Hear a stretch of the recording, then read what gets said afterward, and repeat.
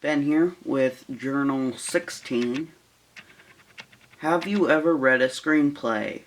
If so, what? I have read a couple. Um, First one here is The Hateful Eight by the master, Quentin Tarantino. Dude's a genius.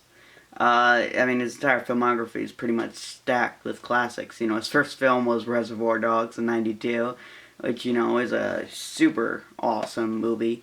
His second film was Pulp Fiction, widely regarded by some as the best film of all time. That was his second flick. Then he had Jackie Brown, which was awesome. And it's kind of the only film not based in the Quentin Tarantino universe. Each one is actually connected. Mr. Orange, played by Michael Madsen in Reservoir Dogs, is Vic Vega, and John Travolta is Vincent Vega. They're brothers, and it's set in the same universe. And every single one is also connected by Red Apple Tobacco, which is a cigarette company. It's even in The Hateful Eight, and also it's revealed that one character is Michael Fassbender's great-great-grandfather in The Hateful Eight, Inglourious Basterds, which was Tarantino's sixth film. That was 2009.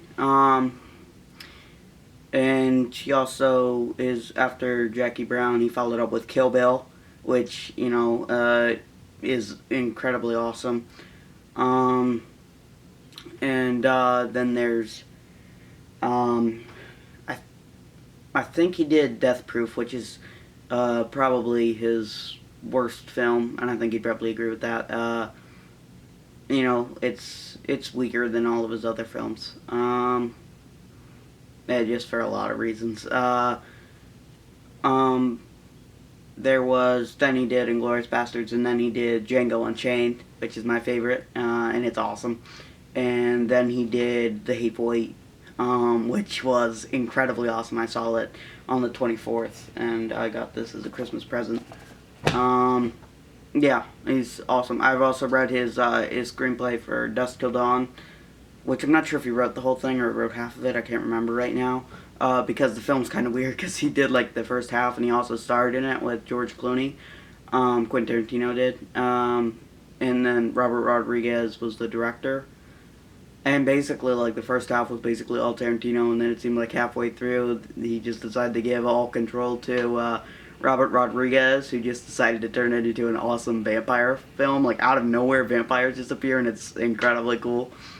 And then I've also read the script for Four Rooms, which is written by 4 different people, so 25% of that script is Quentin Tarantino. It's really interesting. It follows just one dude who works in a hotel, and he gets caught into these 4 different adventures in one night, and it's really interesting. He's the only recurring character and all of that, and it's really cool. And I think it's a pretty enjoyable flick. So I've read all those screenplays, and I've also read Django. I read that online, though I don't own that physically. I own Hateful Eight, Dusk Till Dawn, and Four Rooms. I own all of those in paperback.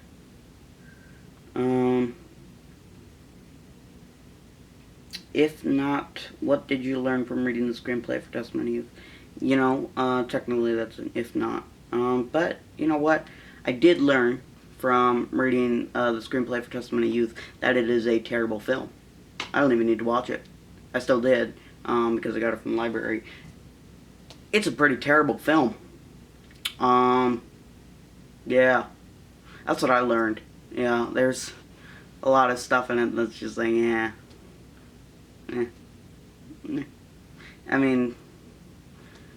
feel like the character building's pretty shallow.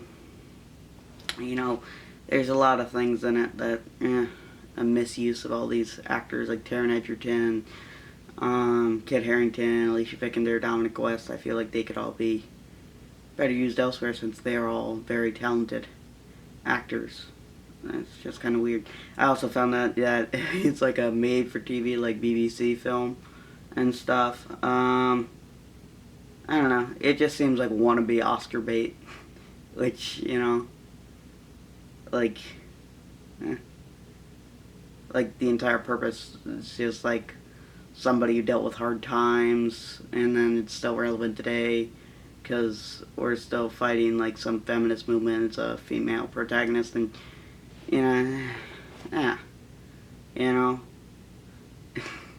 yeah, it's just, eh.